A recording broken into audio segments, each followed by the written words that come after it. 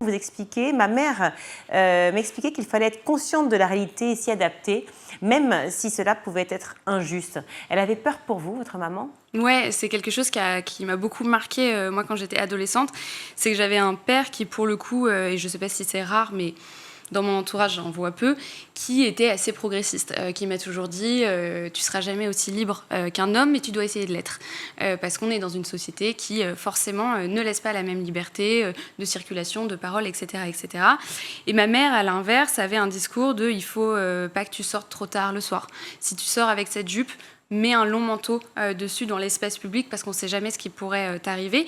Et donc vraiment ce discours de peur qui nous est transmis de mère en fille, pour le coup, même dans les récits, le petit chaperon rouge, etc. On a toute une mythologie en fait du danger qui non seulement participe en fait à nous confiner à l'intérieur, mais qui en plus est en décalage avec la réalité parce que quand on regarde les chiffres annuel des homicides, donc des féminicides, en fait, c'est dans le foyer qu'il y a le plus de danger et de violence. C'est à l'intérieur de chez nous qu'on a le plus de risques de se faire assassiner ou violer. 90% des victimes de viol connaissent leur agresseur. C'est pas...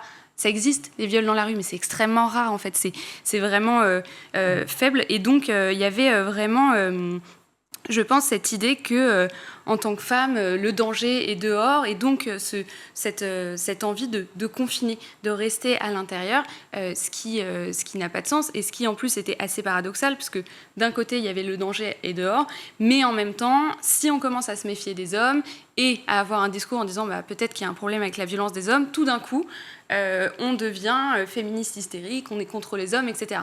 Donc on est un peu, en tant que jeune fille, au milieu de ces deux injonctions. À la fois, faut pas sortir, mais faut pas non plus se méfier des hommes.